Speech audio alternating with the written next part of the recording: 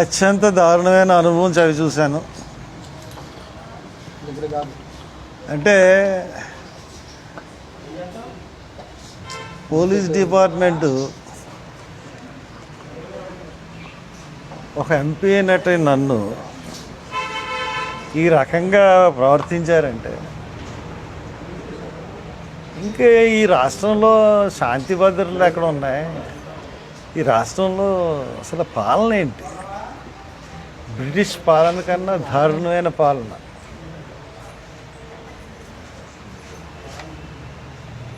నేను పొద్దునుంచి ఏమి తినలేదు. ప్రవీణ్ పగడాలకి నేను ఒక మీటింగ్కి పిలుపు ఇవ్వలే, ఒక ర్యాలీకి పిలుపు ఇవ్వలేదు, ఒక ధర్నాకి పిలుపు ఇవ్వలేదు. ఎవరి కుటుంబంతో వాళ్ళు వచ్చి ప్రవీణ్కి కొవ్వొత్తులు వెలిగించి ఇది హత్య కింద భావిస్తున్నాం అనుకున్న వాళ్ళందరూ వచ్చి అక్కడ కొవ్వొత్తులు వెలిగించండి అని చెప్పడం జరిగింది. అటువంటిది పొద్దున్న అక్కడికి వెళ్ళి వచ్చిన వాళ్ళకి ఎండగా ఉంటుంది, టెంట్ వేద్దాం, కొంచెం స్టేజ్ కింద చేద్దాం అంటే మార్నింగ్ 7:30కి వెళ్ళాను. అక్కడికి 7:30కి ఒకరిద్దరు కానిస్టేబుల్ ఉన్నారు, కొద్దిగా వెనక్కి వేసుకోండి సార్ అన్నారు. సరే వెనక్కి వేసుకుంటారని చెప్పేసి వచ్చేసాను. తర్వాత డిఎస్పీ వాళ్ళు వచ్చి వాళ్ళెవరు చెప్పలేరు కానీ మొత్తం అన్నీ పట్టుకెళ్ళిపోయారు. సరే పట్టుకెళ్ళిపోయారని చెప్పి డిఎస్పీ గారికి ఫోన్ చేశాను. ఏంటంటే ఇలా పట్టుకెళ్ళిపోయారంటే మీరు అక్కడ చేయడానికి వీల్లేదు. మేము ఏం చేస్తామండి, మేము ధర్నాలు చేస్తామని అనలేదు. సెక్షన్ 30 ఉంది, సెక్షన్ 144 ఉంది. మేము సెక్షన్ 30కి విరుద్ధంగా మేము అక్కడ ఏం ప్రవర్తించట్లేదు. మైక్ ఏం పెట్టం, స్పీచెస్ ఉండవు. ఎవరికి వచ్చి సింగిల్గా వచ్చి వాళ్ళు వెళ్ళిపోతారు, గుబ్బుగొడ్డం ఉండదు. అదే మేము చేయదలుచుకున్నాం అని చెప్తే ఎవ్వండి రానేవను, ఇక్కడికి ఎవ్వండి చేయనివను అని చెప్పి చాలా పొగరుగా మాట్లాడాడు ఒక యంగ్ డిఎస్పీ. పేర్లు తెలియదు నాకు. సరే నువ్వు ఎలా చేయనివో చూస్తాను నేను కూడాను, జనం ఎందుకు రారో కూడా తెలుసు నాకు, ఎంతమంది ఆఫ్ చేస్తారో ఆఫ్ చేయండి చూద్దామని చెప్పేసి వెళ్ళిపోయాను. రాత్రి 3:30 గంటలకి ఒక అంబేద్కర్ విగ్రహాన్ని ఇండిస్పేట దగ్గర పోలీసులు బలవంతంగా కూల్చి ఉన్నాయి, దానికి దండేశాను. దాన్ని కూల్చేసి 3:30కి ఆ పేటలో వాళ్ళందరినీ భయభ్రాంతులు చేసి పట్టుకెళ్ళిపోయారు. నేను స్నానం చేసి అక్కడికి వెళ్ళాను.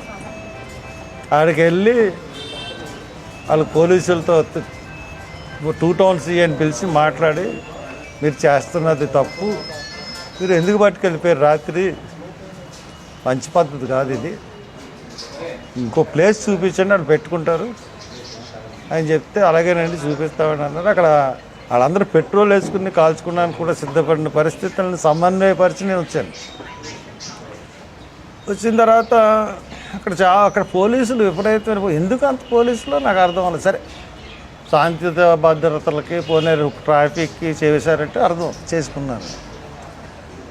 సరే వాళ్ళు పెడతామన్న చోటకి మేము ఇంక మళ్ళీ వెళ్ళలేదు, వాళ్ళు అబ్జెక్ట్ చేస్తున్న చోటకి. మేము ఇక్కడ మాకు అక్కడ ప్రకృతి వేదిక ఉంది కదా, అక్కడ పెట్టుకుందాం అని చెప్పేసి అనుకుని లాస్ట్గా ఒకసారి వెళ్దాము, అడుగుదాము, అక్కడ పర్మిషన్ ఇస్తారేమో, ఒక టేబుల్ వేసుకుని కొవ్వొత్తి పెడదామని వెళ్ళాను. వెళ్ళేటోడికి పొలవ అంటే వచ్చేసారు.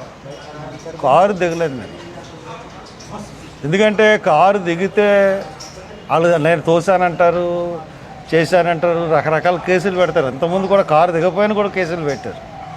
పోలీసులు సంగతి తెలుసు కానీ కారు దిగలేదు. కారు దిగపోతే వాళ్ళు నా కారు ఎక్కడానికి ప్రయత్నించారు. నేను డ్రైవింగ్ సీట్లోకి వచ్చాను. నన్ను డ్రైవింగ్ సీట్లోకి నుంచి లాగడానికి పోలీసులు 100 మంది పోలీసులు, కారులోంచి దించడానికి 15 నిమిషాలు నన్ను ఎంత దారుణంగా హింసించారంటే ఇష్టానుసారంగా లాగి గీసేసి, అయినా కానీ నన్ను కారులోంచి 15 నిమిషాల వరకు దించలేకపోయారు 50 మంది పోలీసులు, డిఎస్పీలు. వెనక నుంచి ఒక ఇద్దరు డిఎస్పీలు తోయడం, ఇటేపు నుంచి కాళ్ళు పెట్టి కాళ్ళు ఇరిసేసి లాగడం. ఒక పశువు కన్నా దారుణంగా లాగారు నన్ను. అయినా వాళ్ళ వల్ల అవ్వలేదు. ఇంతమంది చూసినా నన్ను లాగలేకపోయారు. సరే 15 నిమిషాల తర్వాత అంతమందిని ఇంతసేపు నేను ఒక్కడిని ప్రొటెక్ట్ చేయగలను. ఒక్కోడు అంబోతుల్లో ఉన్నారు. సరే 15 నిమిషాల తర్వాత నన్ను ఎత్తుకుని తీసుకెళ్ళి ఆ జీప్లో కూర్చోబెట్టి చెరుకు పక్కన పోలీసులు తీసుకున్నారు. అప్పటికి 3:45, 10 నిమిషాల దాకా 4 అవి ఉంటుంది. ఇంకా అక్కడ మొదలుకునండి రాజానగరం వరకు తీసుకెళ్ళారు. అక్కడి నుంచి మళ్ళీ వేమగిరి వరకు తీసుకెళ్ళారు. మళ్ళీ వేమగిరి నుంచి మళ్ళీ రాజానగరం వైపు తీసుకెళ్ళారు. మళ్ళీ లాలాచెరు వచ్చి మళ్ళీ బొమ్మూరు నుంచి మళ్ళీ తిప్పి మళ్ళీ లోనకు తీసుకెళ్ళి అక్కడ దివాంచేరు ఎదురుకుండా రోడ్డు ఉంటే ఆ రోడ్డు నిర్మానుష్యం, ఎవ్వరు లేరు. అన్నీ చుట్టూ పొదలు.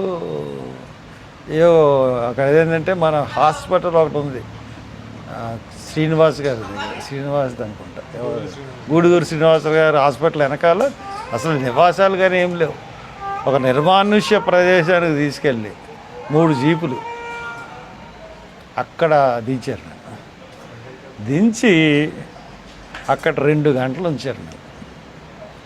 అంటే నేను పారిపోతే కాల్ చేద్దాం అనుకుంటున్నారా అని ఎటకారాలు కూడా ఆడాను. ఏం చేయమండి, మాకు ఇన్స్ట్రక్షన్స్ అండి. నిమిషానికి ఫోనే. మరి ఎస్పీ గాడో ఐజీ గాడో తెలియదు, కానీ ఎస్పీ గాడేమో ఐజీ గాడేమో తెలియదు, కానీ నిమిషానికి ఇన్స్ట్రక్షన్. మరి డిఎస్పీలో ఊరిని అమ్మ ఇదేమీ సార్, నేను ఎక్కడ ఏమన్నా నేరం చేశానా, ఎవరన్నా అడ్డుకున్నానా, ఏమన్నా చేశానా అంటే నాకు ఒళ్ళు మండి ఘాట్ అంటున్నాను. యథవలం బ్రిటిష్ వీళ్ళు సీఏలో మాట్లాడుకున్నారు. బ్రిటిష్ వాళ్ళ కాలంలో కూడా ఇంత హెరాస్మెంట్ మన స్వాతంత్ర సమరయోధులు అనుభవించి ఉంటారండి అని అనుకుంటారు వాళ్ళు. అంటే ఎంత హెరాస్మెంట్ చూడండి. మళ్ళీ అక్కడి నుంచి మా సన్నీకి ఎలా తెలిసిందో వచ్చేసారు అక్కడికి. అంటే మీ దగ్గర జీపీఎస్ ఉందా?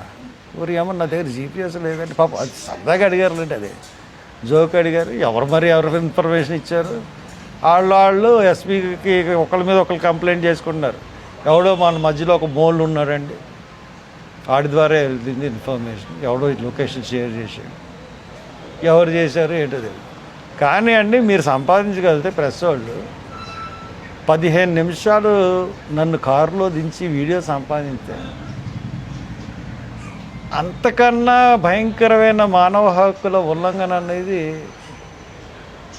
ఇంకోటి ఉండదు. అంటే ఒక ఎంపీగా చేసిన 10 సంవత్సరాలు ఎంపీగా చేసిన వాడితో వాళ్ళు ప్రవర్తించిన తీరు ఏ రకంగా ఉందో మీకు వీడియో కానీ మీరు సంపాదించగలిగితే, ఒరే ఇంక నువ్వు మానేసి చంద్రబాబు బర్త్డే లేంటిరా బాబు నీకు, రా చంపించేసావు మనిషిని.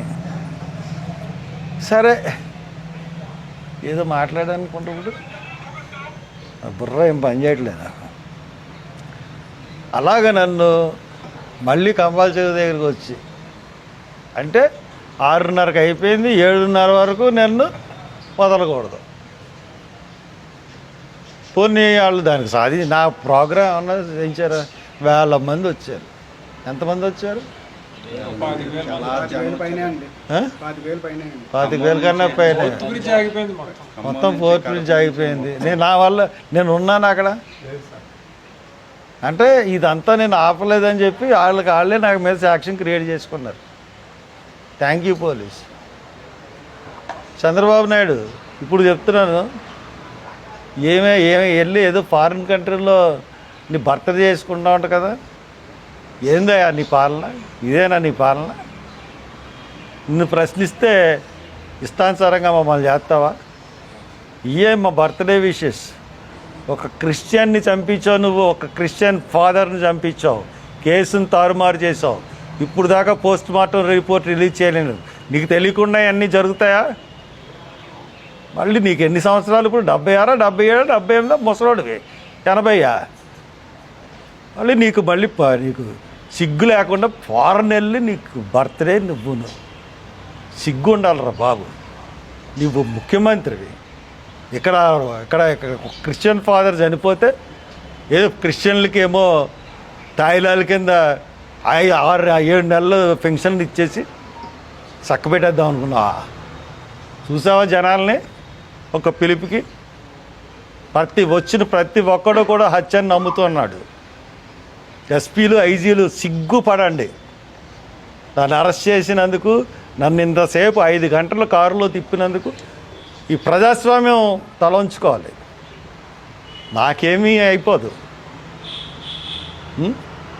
బాబు, మీ బాబు జైల్లో ఉన్నప్పుడు నీ దగ్గరికి, మీ అమ్మ దగ్గరికి నేనే వచ్చానయ్యా.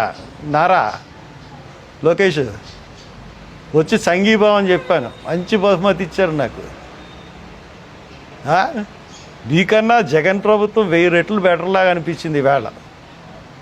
ఇంత హింస ఎప్పుడు పెట్టలేదు నన్ను. ఇష్టానుసారంగా చేస్తారా? సిగ్గు ఉండాలి.